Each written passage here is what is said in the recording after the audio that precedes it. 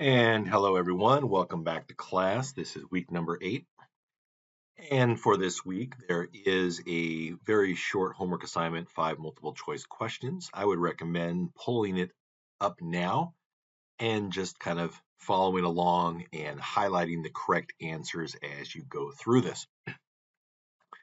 Now, I wanted to bring up something regarding week 6 homework, and I haven't been able to do kind of a summary of homework assignments yet, just because there are several people with some outstanding assignments, and so I wanted to give them an opportunity to complete their assignments first.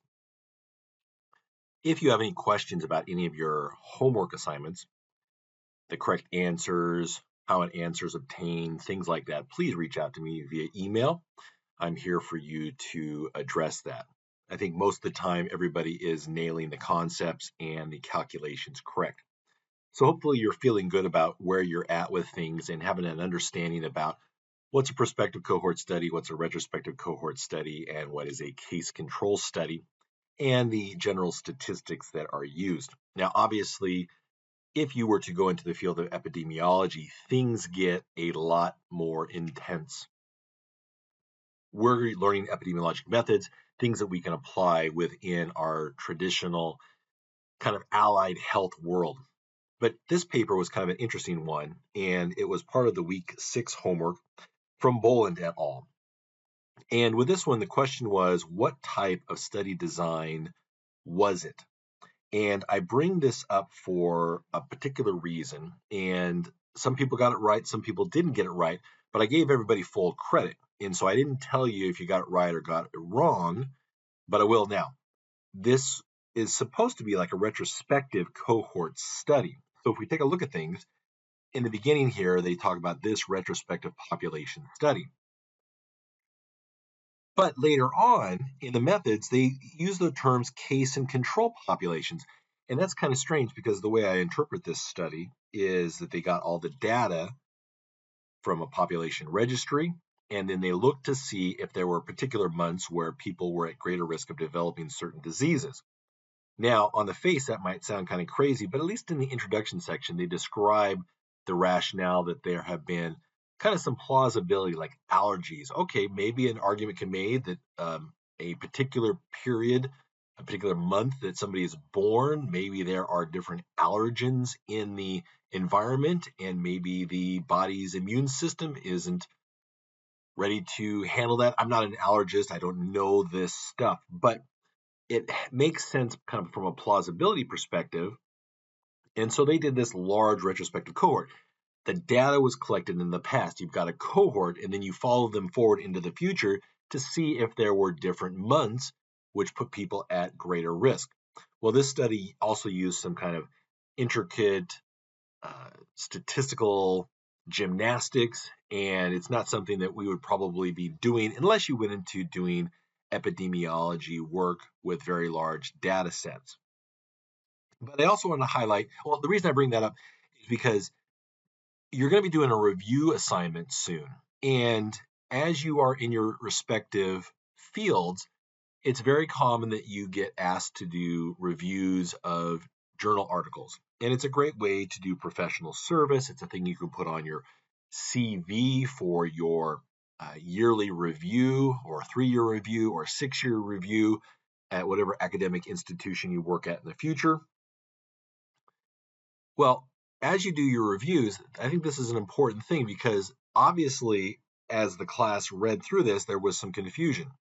And so it would be wise to ask Boland et al. To clarify, because the case and the control populations doesn't really make sense when they're also talking about retrospective. Because again, case and control has a retrospective component to it, but cases would be people with the disease. Controls would be somebody without the disease, and you go back in time. I don't think that that's what's occurring here in this case. Now, I may be wrong. I may need to go back through it again. But obviously, from how people filled out the assignment, there was a variety of different answers that were given. And another thing from this article to highlight, just from an epidemiologic perspective, we'd like to have epidemiology find risk factors that make sense. I don't know, though, that we can say, yes, birth month, that there's an association between birth month and having atrial fibrillation. That's a hard one for me from a plausibility perspective to buy into. Allergies, yes, maybe there's something when you're young and the immune system and exposure to different allergens that can set the stage for you. And I think they gave a couple other examples, but when it comes to heart disease and everything that we know from the Framingham studies, it just seems a little bit hard for me to swallow. But that's the thing about epidemiologic studies don't necessarily need to illustrate a clear reason why something is happening, that there is, though, an association. Does that make sense? Hope it makes sense. It's an interesting article along those lines, nonetheless. All right, so this week we're going to look at chapter 6 and chapter 7, and this is information that probably is not something you're going to utilize for your projects in this class, but it's just kind of good to appreciate what epidemiologists do. So here are the key messages. I'm not going to read through these. These are the key messages for chapter 6, which is looking at chronic non-communicable diseases. All right, so the decline in death rates that occurred during the 19th century in high-income countries was primarily due to decreases in deaths from infectious diseases. Now, in this figure here, figure 6.1, it shows TB death rates in England and the Wales between 1840 and 1968, and it indicates the times of introduction of specific preventative and therapeutic measures. So we see when the TB organism was identified, but we also see then when chemotherapy and vaccinations were introduced. Now, most of the decline in mortality took place before the introduction of those interventions. So, what gives? Well, the decline relates to improvements in how people ate, their nutrition, how people lived, what type of housing, were they overcrowded, were they spaced out, sanitation, and other environmental health measures. This figure here, figure 6.2, shows the changes in contribution of chronic and infectious conditions to total mortality in Brazilian state capitals from 1930 to 2003. So, what happened over time? In 1930, infectious diseases accounted for 45% of all deaths. It dropped to only 5% by the year 2003. So again, another positive change that occurred over time, probably due again to some of those things we talked about: housing, improvements in nutrition, improvements in general medical care, not specific medical care things like vaccinations and so forth, but just overall medical care. What's interesting though, look, there was increases in cardiovascular disease from 12% in 1930 to 31% in 2003.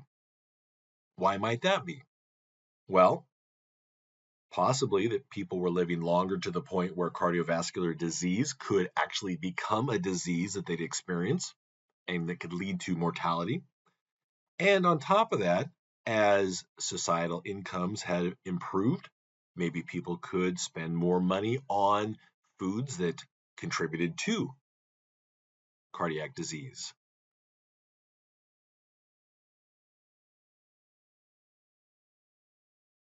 So let's talk about preventative potential. This is the changing patterns of mortality and morbidity indicate that major causes of disease are preventable. And the book points out, though, that everybody dies.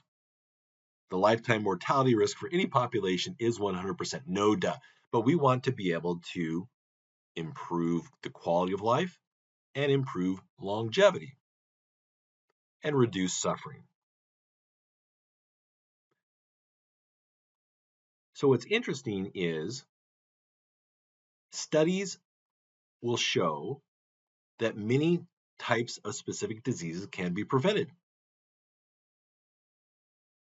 But what's interesting is understanding how populations are affected by culture, the way things are in a particular area. And this type of study can be done by looking at migrant populations or people who migrate from one area to the other. Studies of migrants show that they often develop the patterns of disease of the host population. For example, gastric cancer in people born in Hawaii to Japanese parents are lower than those of people born in Japan. After 2 generations in the USA, people of Japanese heritage have the same gastric cancer rate as the US population in general.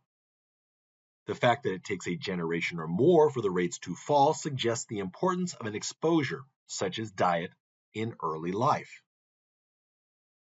Geographical variation in disease occurrence within and between countries also provides important clues to preventative potential. In the United Kingdom, age-standardized male lung cancer rates fell from 18 per 100,000 in 1950 to 4 per 100,000 by 2000. Now, in contrast, in France, the increase in tobacco use occurred some decades later than in the United Kingdom. Smoking rates only decreased after the year 1990.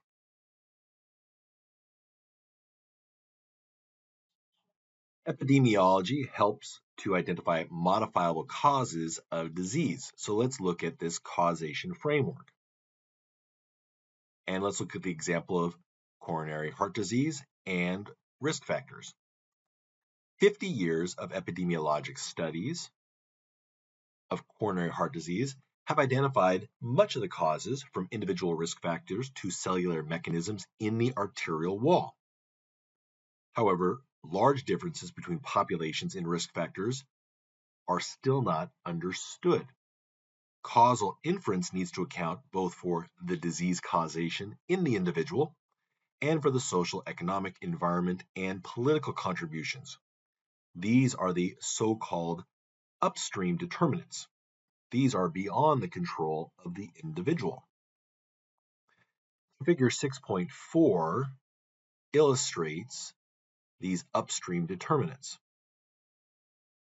So here we're looking at determinants of health and their impact on chronic diseases. Of course, the main chronic diseases, these are the populations that we frequently work with.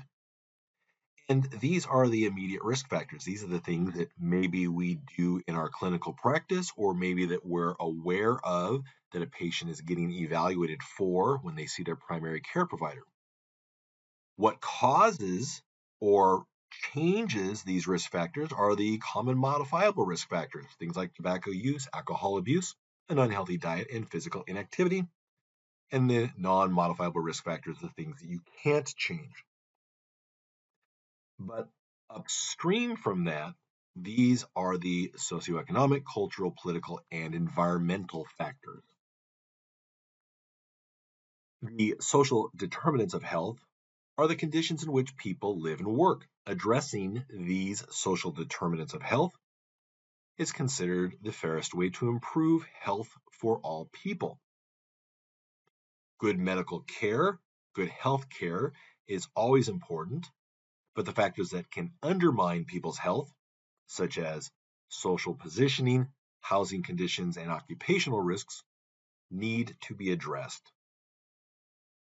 Unfavorable social environmental conditions may also lead to adverse behaviors, which can affect the major risk factors for chronic diseases.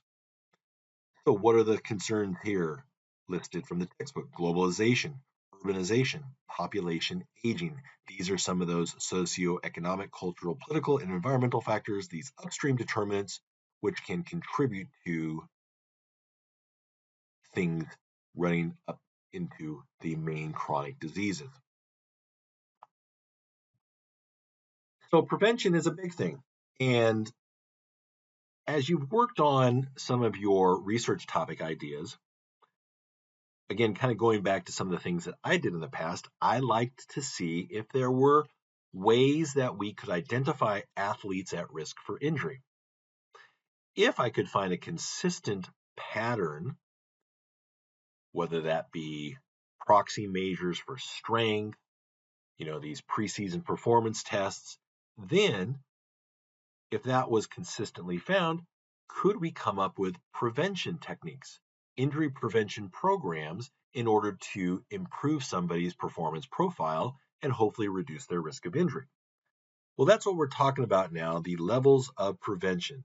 If we know what risk factors are and what increases somebody's risk for disease or injury, then we can potentially do research to see if prevention techniques can help. There are 4 levels of prevention: primordial, primary, secondary, and tertiary. Each level targets factors or conditions which have an established role in causing disease. There is also a precautionary prevention. This is a prevention term where actions are taken because the risk is deemed too high, even though evidence is incomplete. So, primordial prevention. This level of prevention was created in response to increasing knowledge about epidemiology related to cardiovascular diseases.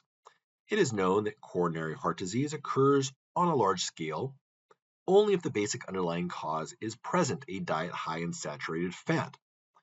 Now, that's what the textbook is talking about. What's also interesting is there is recognition that diets high in excess sugar also contribute to coronary artery disease too. But this textbook has not been updated in a while. I just wanted to highlight that.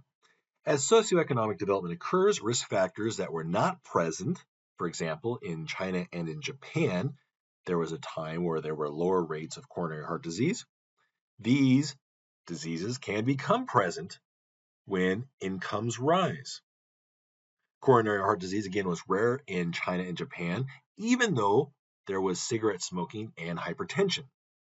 As socioeconomic development occurs, such risk factors, saturated diet, excess sugar, can be expected to become more widespread. The aim on primordial prevention is to avoid the emergence and establishment of the social, economic, and cultural patterns of living that are known to contribute to an elevated risk of disease.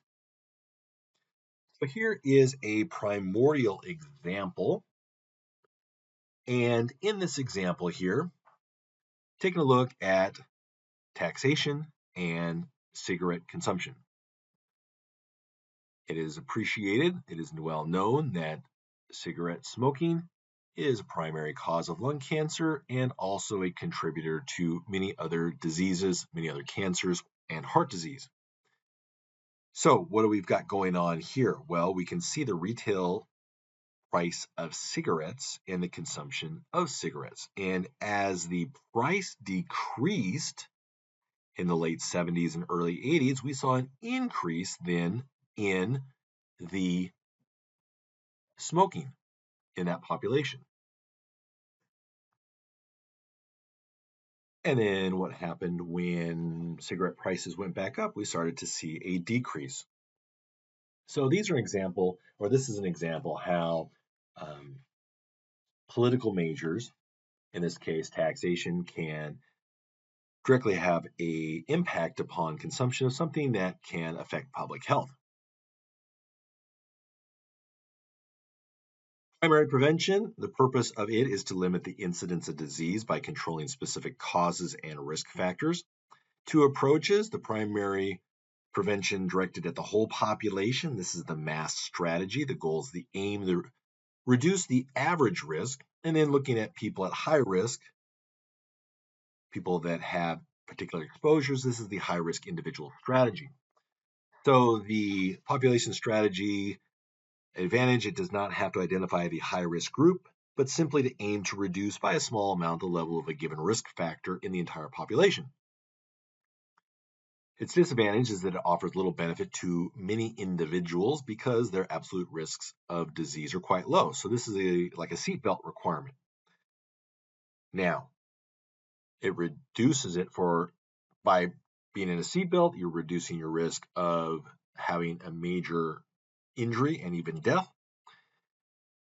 The example here with the disadvantage, it has little benefit to many individuals. I guess you could look at that as most people don't get in car accidents each day.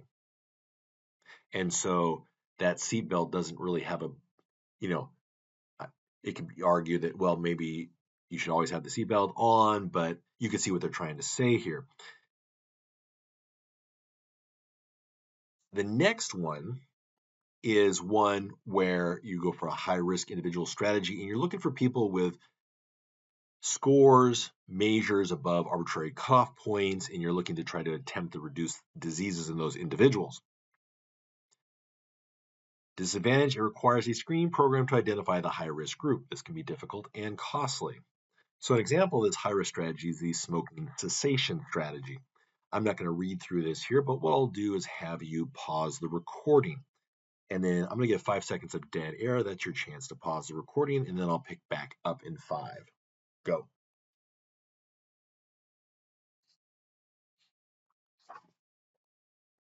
Okay, continuing on here. These are the advantages and disadvantages of primary prevention strategies. Again, if you want to read through this, feel free to do so. And table 6.3, approaches to the prevention of diabetes and obesity, looking at a population approach and a high risk approach. So with a high risk approach, you're looking again at those specific individuals that meet a certain criteria. So maybe you're looking at individuals who are in BMI categories that are overweight or obese, or you're looking at individuals who maybe are pre-diabetic based upon their A1C numbers. Population approaches, this is maybe a little bit more challenging. Lifestyle modification, how do we get people to do that? Through social media marketing? Maybe that's a way. What about through environmental change? Legislation, public policy, pricing? Those are always things that are a little bit more controversial. Well, what is it? New York City, I think, had and I can't remember the exact legislation, but it was a decrease in the size of sodas, I believe it was, or it was a taxation on one of the two, just trying to reduce the number of excess calories or excess sugar that people were consuming. So again, that can be dependent upon your political bent, um, a, an area for argument. Let's talk about secondary prevention. Aims to reduce the more serious consequences of disease through early diagnosis and treatment. Secondary prevention applied only to diseases in which the natural history includes an early period when it is easily identified and treated, so that it does not progress to a more serious stage. Here are some examples of secondary prevention measures. All right, let's pause the recording here and we'll move on to part 2 in just a moment.